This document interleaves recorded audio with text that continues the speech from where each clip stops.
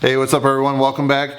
A couple years ago I remember taking a drive and I was thinking to myself, what would be a couple nice tools to have, power tools in a cordless option, something that I currently have corded but would like to have in a cordless option. And a couple different things I thought of was an angle grinder. That'd be really handy because I often use that away from my house or shop. And the other thing I was thinking would be a router. That'd be really cool to have too, because just when you're maneuvering that router around, to have to deal with that cord is kind of a pain. So today I'm really excited to be able to show you this right here. This is a Milwaukee M18 fuel compact router.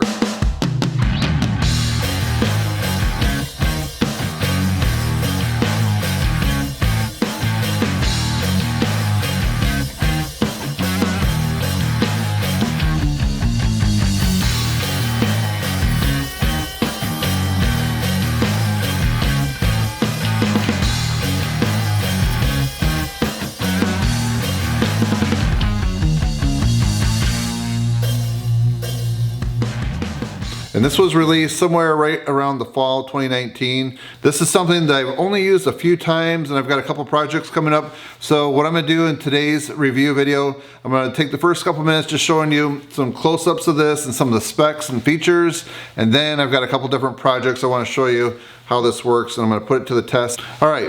So I'm gonna set this down, let's take a closer look. Right, so here's what the router looks like when it's ready to go. This is actually a tool only, so I'm providing my own battery right here. This is a 5 amp hour battery. I believe the 5 amp hour is probably the perfect size. What do you guys think? Would you go with something a little bit smaller and lighter, like a 3 amp hour? Or would you go with something a little bit bigger? I've heard someone say they run the 9 amp hour battery and they can go all day, but then it's top heavy. So I think I'm gonna stick with this right here. So I'll show you a couple things in the box real quick. This is model 2723-20, and it's advertised to have corded performance, fast accurate depth adjustments, and it cuts up to 250 feet per charge. Let's just take a quick look at some of the specs on the box. First of all, the RPM is adjustable between 10,000 and 31,000. The depth capacity, 1.8 inches, and it has micro adjustments of 1/64 of an inch.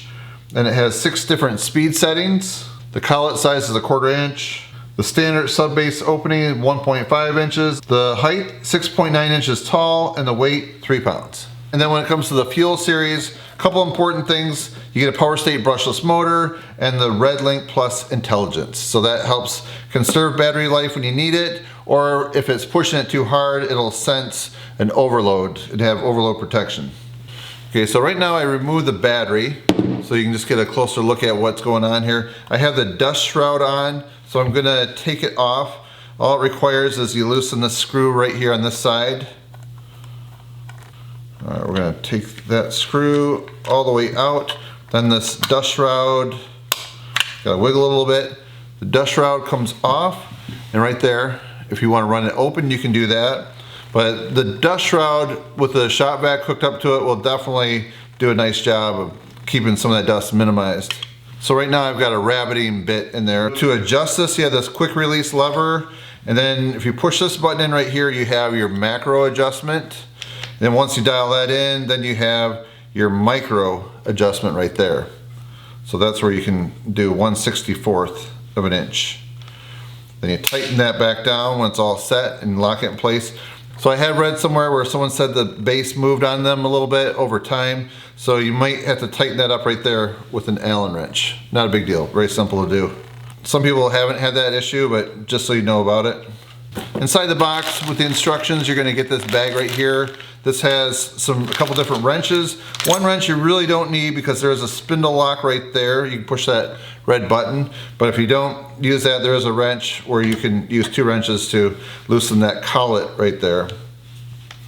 So if I wanna take this, just say I wanna take this all the way off altogether, you can do that.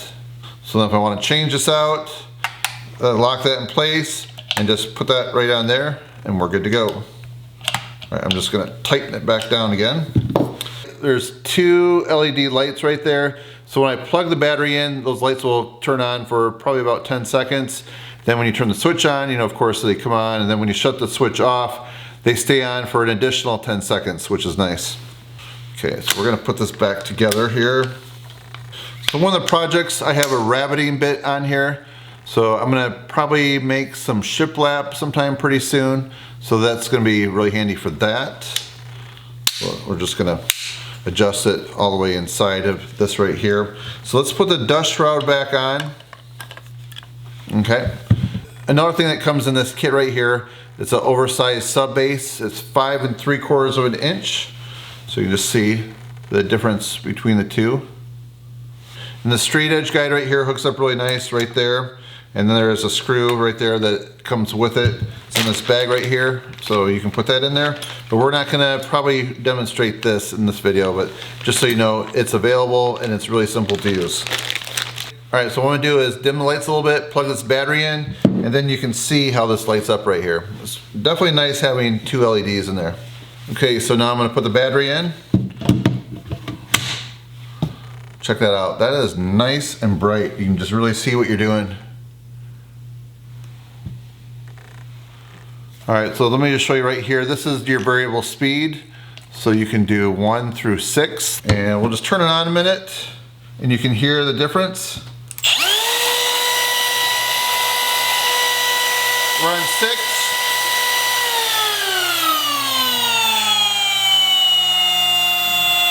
So it's really straightforward. It has a nice rubber grip to it that I like. I think it's really important with a router just to have something that really holds on nice and secure.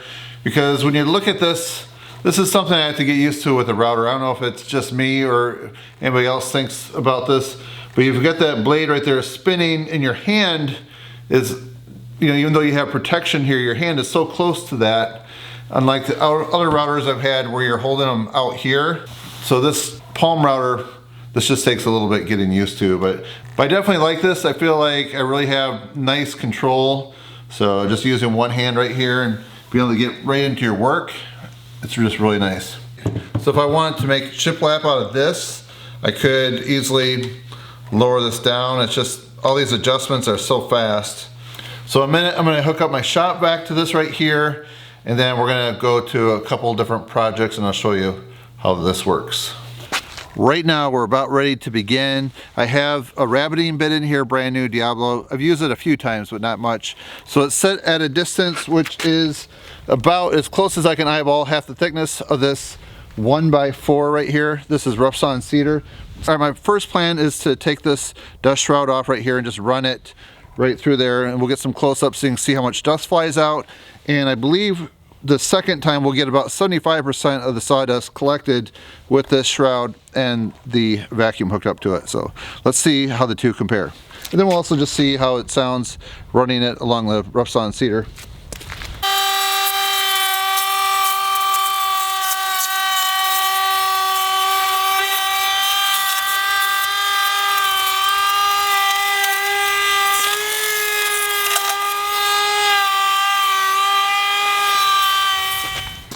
All right, so that looks good. I think that's a nice clean cut.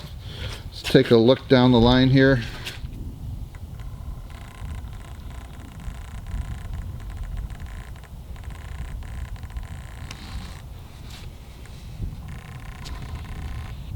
All right, so now I just hooked up the shop vac hose, so we have some dust collection. This should cut it down by about 75%, but it looks like we just started to get a few snowflakes in the air, so apologize for that. They may be confusing. It looked like sawdust, but it's not. All right, let's try this out.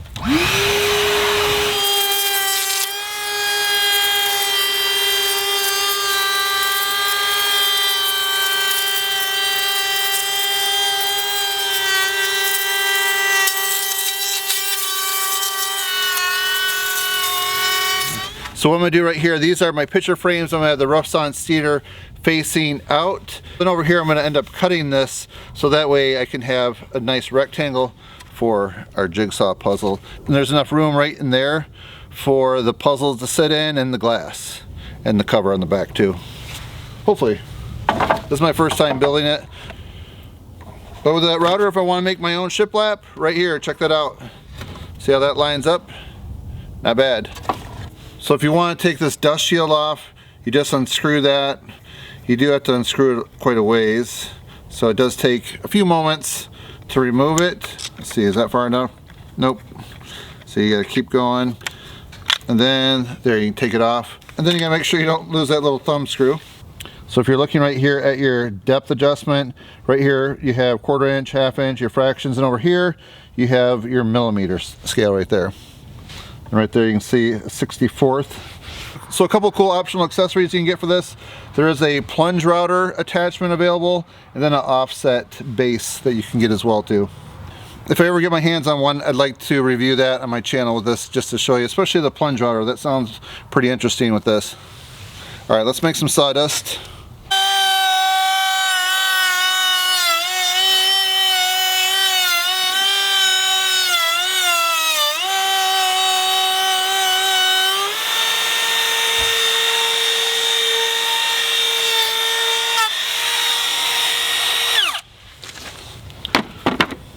So I have my rigid wet dry vac with the optional hose right here. This is for the auto detail kit. It works really nice for dust collection.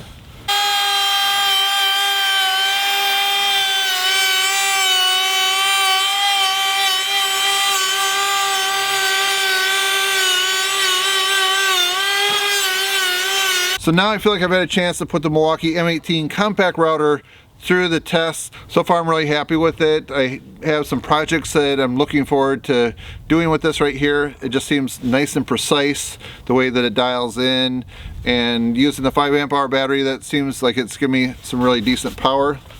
Alright, so when I check the status, I'm 3 out of 4 bars after running this quite a bit. So I feel like I'm going to be able to tackle a lot of projects on one battery charge with this, which is excellent.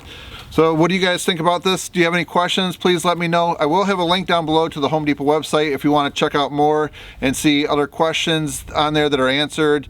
So my goal of this video is to help you guys decide whether or not this router is right for you by putting it through all the different tests that I can think of. So if you find this video review interesting, informative, and helpful, please help support my channel by giving it a thumbs up. That's it, friends. Thanks for watching. See you next time.